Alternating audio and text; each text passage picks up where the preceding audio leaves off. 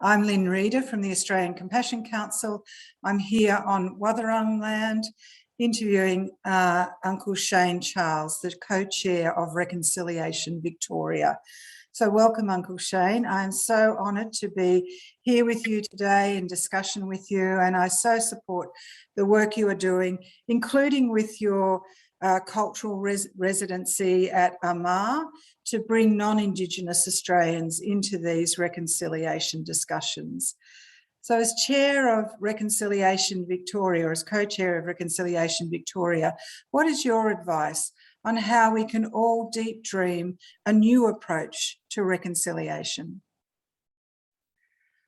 Oh, look, I guess, for me, Lynne, it was an opportunity that I saw, and I'd been connected to reconciliation at the grassroots level, being involved for that week in terms of, creating opportunities for where, people can come and learn and share knowledge. So, but I had, I'd probably assessed that there was this whole reconciliation movement. We had 90% of Australia who was for reconciliation, but don't know how to go about it. So, it's about, I guess, making the opportunities and building resources so people can learn, and highlighting that one size doesn't fit all with Aboriginal people and culture here, and really we are the oldest living culture on the planet, and that's something to be proud of, not only for me but for all Australians. And that when is it that this country is going to love my culture?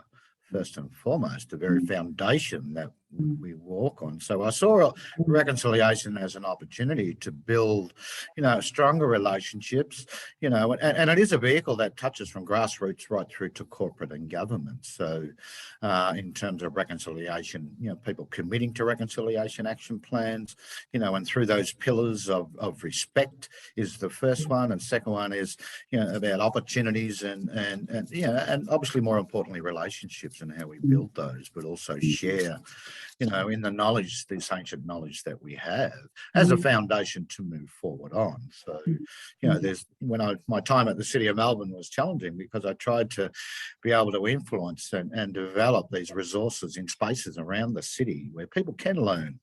And the more people know about a person's culture, the more they understand. And that's through the true lens, not through the deficit lens, I guess. So, there's an opportunity for reconciliation to definitely move to a whole new level. And as we continue to move forward, especially in the Victorian context, well, we've got treaty and truth-telling on the table. So that's a whole new thing. But it's also, reconciliation's role to share the knowledge about that and the understanding about that.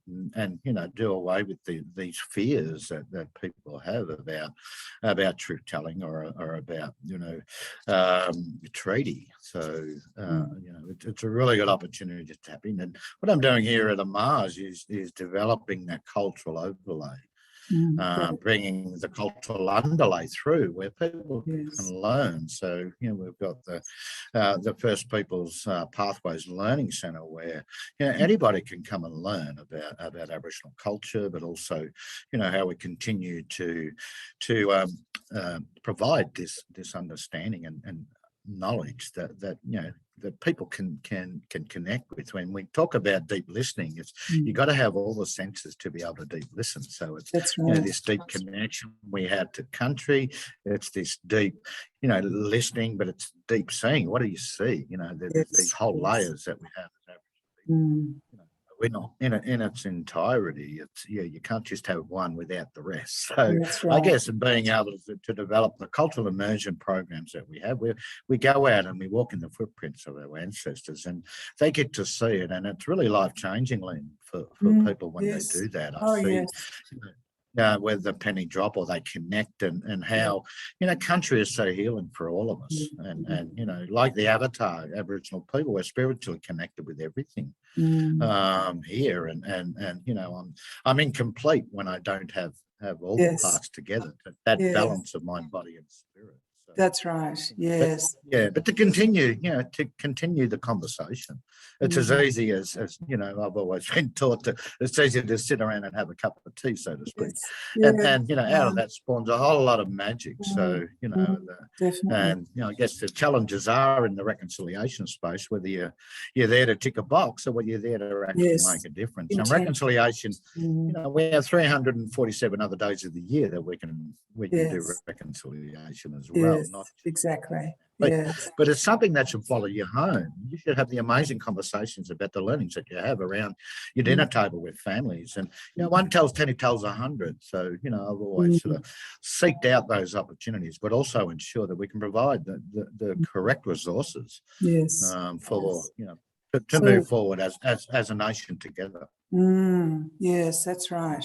Yeah, and in Victoria, we know that there are 38 different tribes, and under that sits, a whole range of other clans and languages and layers of language. So I wonder if you could talk to how we can bring a more compassionate approach to how we connect to country at that deep level where country is part of us.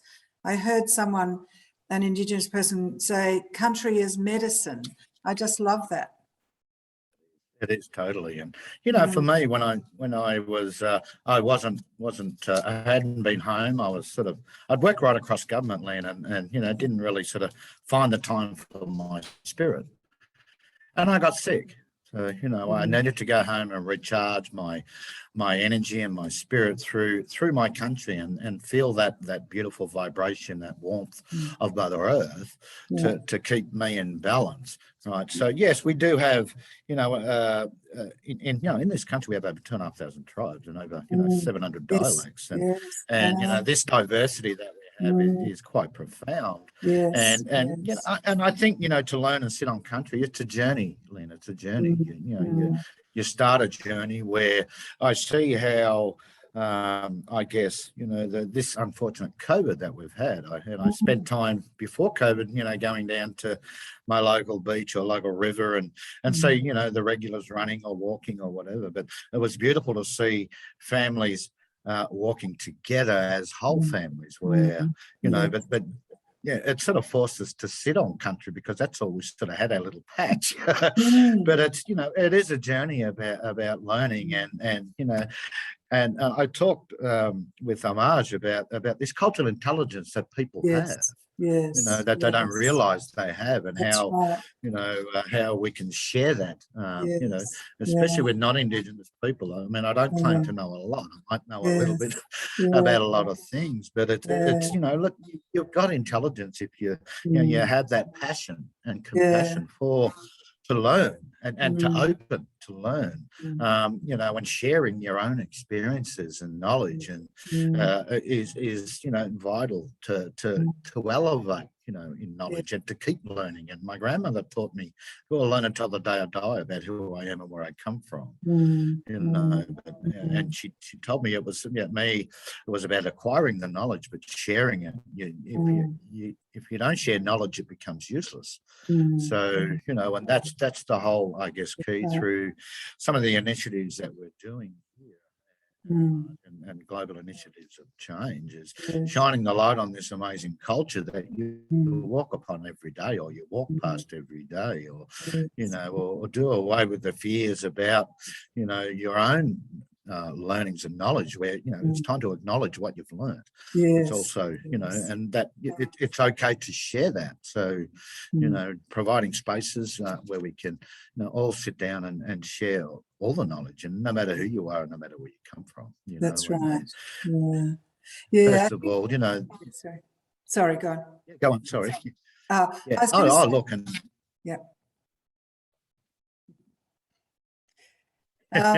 that's okay. There's a delay there. Sorry. That's right. For me, the deep dreaming comes from wonder and awe, and that's the way my inroads into the Aboriginal culture, through wonder and awe. And I've done some work with Aboriginal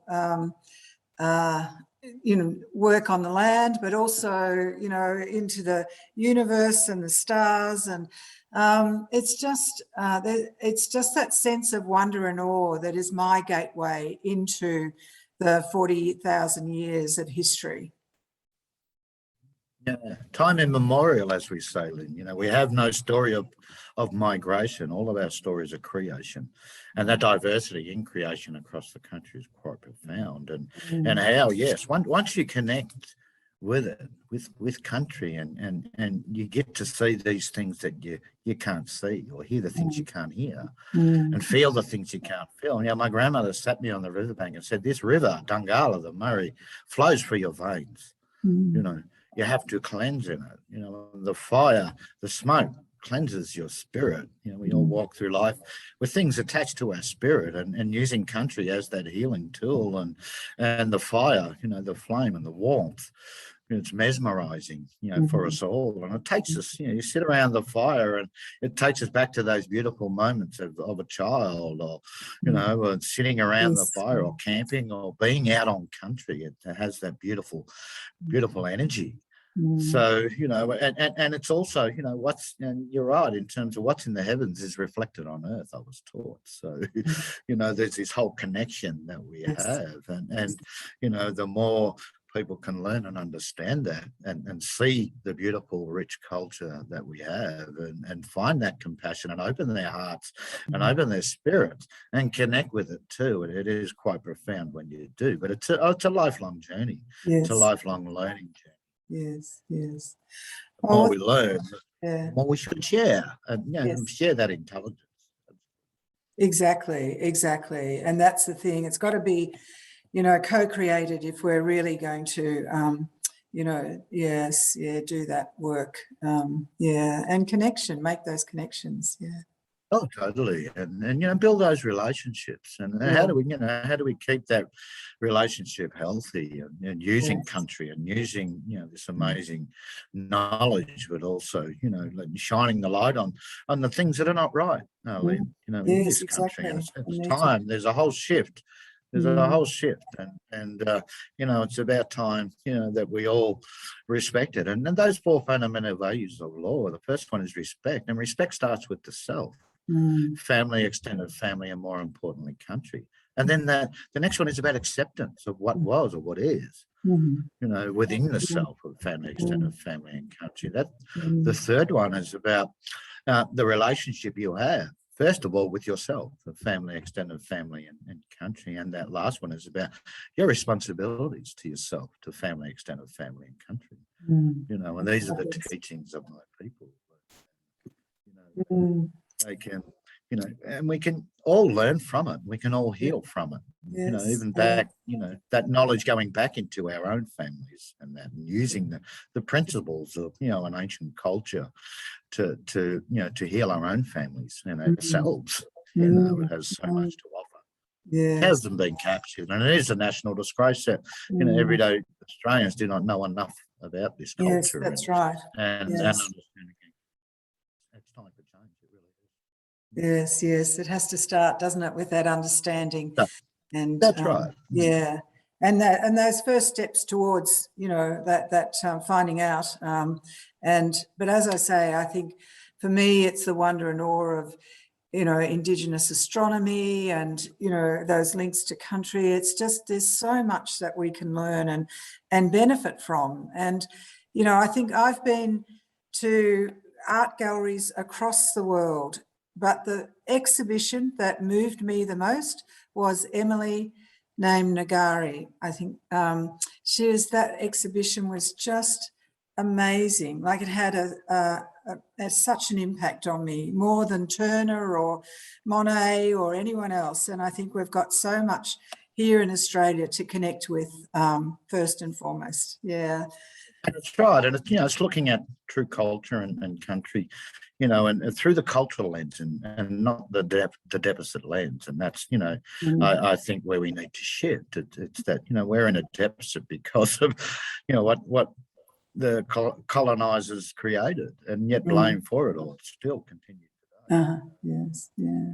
all the different parts, I guess, around the country. But for me, it's about, connect with this culture, connect with country, respect it all, respect me, you respect my culture, you respect me. Yes, yes. All the people. That's right. Exactly. Starts with us. Yes. Thank you so Absolutely. much. Yeah. Thank you so Thanks, much.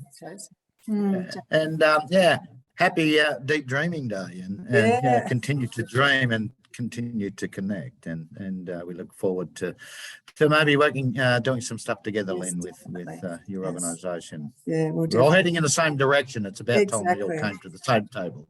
That's right. Exactly. That's right. Thank you so much, Uncle Charles. Just a wonderful conversation. Thank you. I look forward to the next one. Okay, great. Thank you.